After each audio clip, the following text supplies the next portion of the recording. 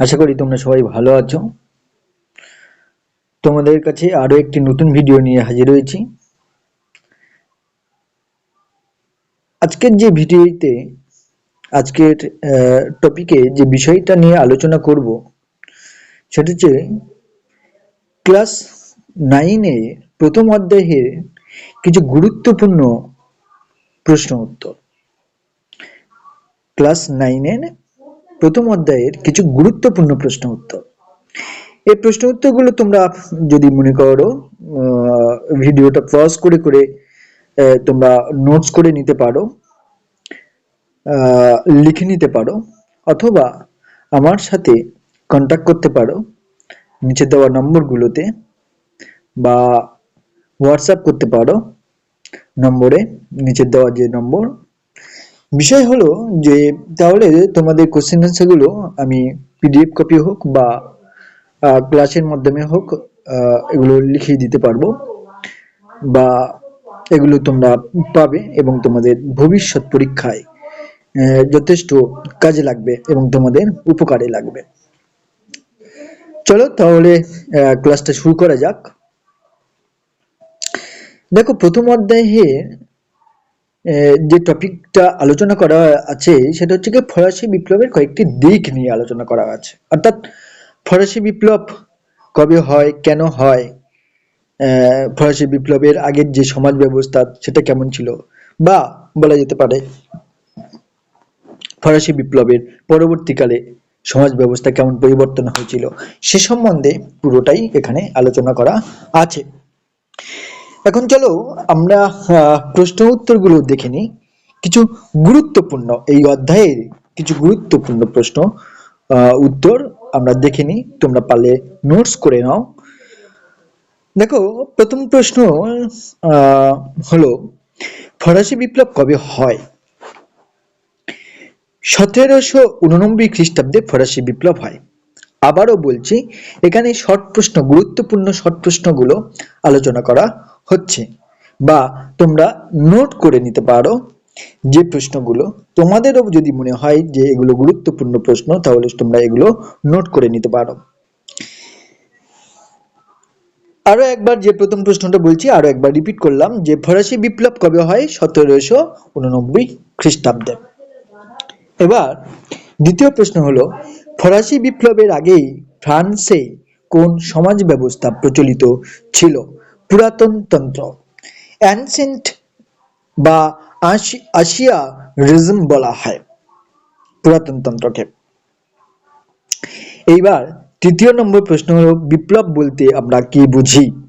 বিপ্লব বলতে বোঝায় কোনো পুরাতন অবস্থার দ্রুত পরিবর্তন বা দ্রুত কার্যকরী পরিবর্তন।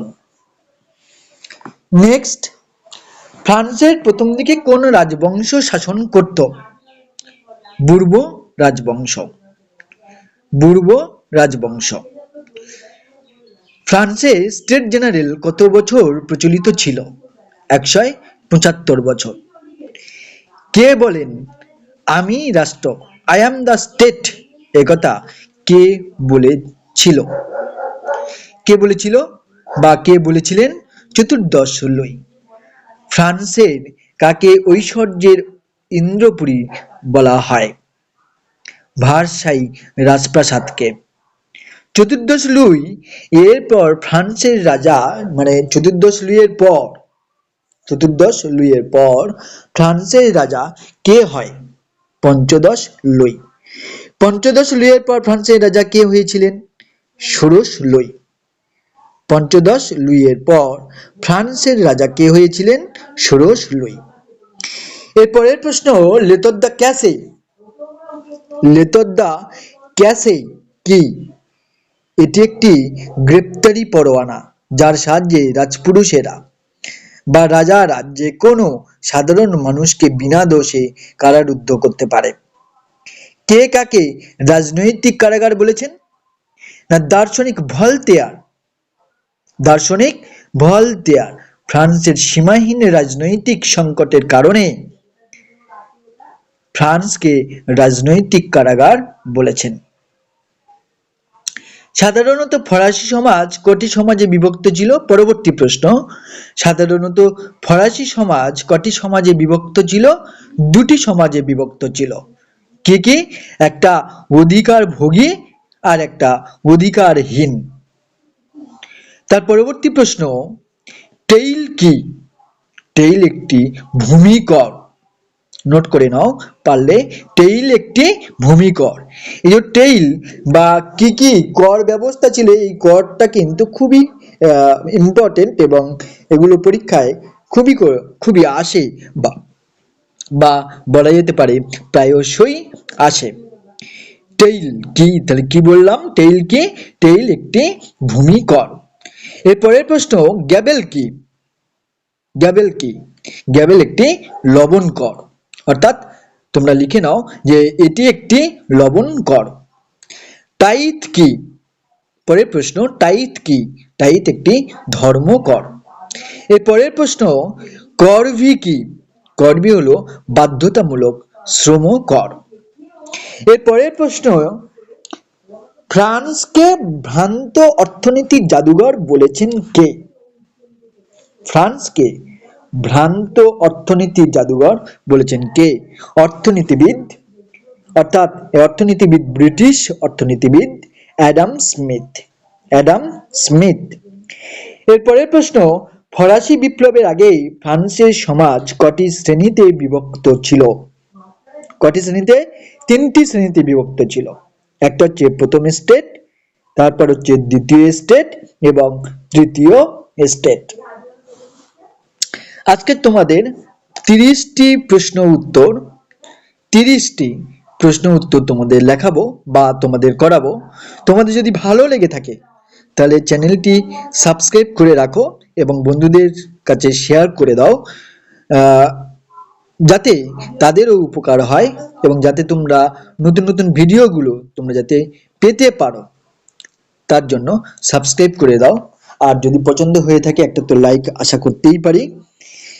যাই হোক, আমরা প্রশ্নেই আসি। এরপরের প্রশ্ন, যাজক সম্প্রদায় কয়টি ভাগে বিভক্ত ছিল ও কি কি? যাজক সম্প্রদায় কয়টি ভাগে বিভক্ত ছিল ও কি কি? দুটি ভাগে বিভক্ত ছিল। একটা উচ্চতর যাজক এবং নিম্নতর যাজক। এরপরের প্রশ্ন, যাজকেরা কোন সম্প্রদায়ভুক্ত ছিল? যাজকেরা কোন সম্প্রদায়ভুক্ত ছিল? প্রথম এস্টেট সম্প্রদায়ভুক্ত। এরপরের প্রশ্ন অর্থাৎ 25 নম্বর প্রশ্ন, ফরাসি সমাজের অভিজাতরা কটি শ্রেণীতে বিভক্ত ছিল? কটি শ্রেণীতে বিভক্ত ছিল? দুটি শ্রেণীতে বিভক্ত ছিল। একটা জন্মসূত্রে অভিজাত এবং কর্মসূত্রে অভিজাত। 26 নম্বর প্রশ্ন, ফরাসি সমাজে বুর্জোয়া কটি শ্রেণীতে বিভক্ত ছিল ও কি কি? কি বললাম প্রশ্নটি আরো একবার রিপিট করছি, যে ফরাসি সমাজে বুর্জোয়া কটি শ্রেণীতে বিভক্ত ছিল ও কি কি? তিনটি শ্রেণীতে বিভক্ত ছিল, যথা উচ্চ, মধ্য ও নিম্ন বুর্জোয়া। 27 নম্বর প্রশ্ন, অভিজাতরা কোন সম্প্রদায়ভুক্ত ছিল? অভিজাতরা দ্বিতীয় এস্টেট সম্প্রদায়ভুক্ত ছিল। অভিজাতরা দ্বিতীয় এস্টেট সম্প্রদায়ভুক্ত ছিল। এরপরে 28 নম্বর, ফ্রান্সের সমাজে কোন সম্প্রদায়ের মানুষেরা সমস্ত কর থেকে মুক্ত ছিল? যাজক সম্প্রদায় মানুষেরা। এই যাজক সম্প্রদায় মানুষেরা উচ্চ সম্প্রদায় হিসেবে গণ্য করা হতো এবং তাই তারা কোনো রকম কর দিত না। সমস্ত রকম কর দিত কি? তৃতীয় সম্প্রদায় বা তৃতীয় স্টেটের মানুষেরা। তাই যাজক সম্প্রদায় মানুষেরা কোনো কর দিত না। 29 নম্বরে প্রশ্ন, ফরাসি বিপ্লবের সময় বা ফরাসি বিপ্লবের সময় কয়েকজন দার্শনিকের নাম করো। মন্তেস্কু, রুশো, ভলতেয়ার প্রভৃতি। তাহলে ফরাসি বিপ্লবের সময় কয়েকজন দার্শনিক কারা ছিলেন? Montesquieu, Rousseau, Voltaire. এবং প্রসঙ্গত বলি, এদের সম্বন্ধে মন্তেস্কু, ভলতেয়ার এবং রুশো এদের সম্বন্ধে তোমাদের টিকা আসতে পারে। এবং আরো কয়েকটি বিষয়ে টিকা আসতে পারে, সেগুলো কি কি? সেগুলো হচ্ছে কি প্রথম স্টেট, দ্বিতীয় স্টেট এবং তৃতীয় স্টেট সম্বন্ধে টিকা আসতে পারে। এবং তোমাদের দেখো প্রথম দিকে একটি বলেছিলাম, প্রশ্নের উত্তরে বলেছিলাম যে ফ্রান্সের প্রথম দিকে কোন রাজবংশ শাসন করত? এটা হচ্ছে বুর্বো রাজবংশ। তো বুর্বো রাজবংশের যে শাসন ব্যবস্থা চলছিল সেটাকে বলা হয় আসিয়ারিজম। এই আসিয়ারিজম সম্বন্ধে একটি টিকা আসতে পারে। এর পরের প্রশ্ন এবং লাস্ট প্রশ্ন, সেটা হচ্ছে কি মন্তেস্কুর লেখা বইয়ের নাম কি? বা মন্তেস্কুর লেখা বইয়ের নাম করো। দেখো মন্তেস্কুর লেখা কয়েকটি বই, সেটা হচ্ছে কি the spirit of the laws and Persian letter. তাহলে বোঝা গেল যে মন্তেস্কুর লেখা কয়েকটি বইয়ের নাম, একটা হচ্ছে the spirit of laws and Persian letter. এই যে প্রশ্নগুলো আলোচনা করা হলো, সেই প্রশ্নগুলো তোমরা পজ করে তোমরা নোট করে নিতে পারো। এছাড়া আমার সাথে তোমরা কন্টাক্টও করতে পারো, হোয়াটসঅ্যাপ হোক বা কলে হোক। সেক্ষেত্রে কি হবে, তোমাদের টপিকগুলো আমি পিডিএফ আকারে দিয়ে দিতে পারি লেখাগুলো, অথবা তোমাদের ক্লাসের মাধ্যমে এগুলো লিখিয়ে দিতে পারি। এবং এভাবে অন্যান্য প্রত্যেকটা টপিকে বা প্রত্যেকটা লেসনে কোশ্চেন অ্যান্সার নিয়ে আসবো।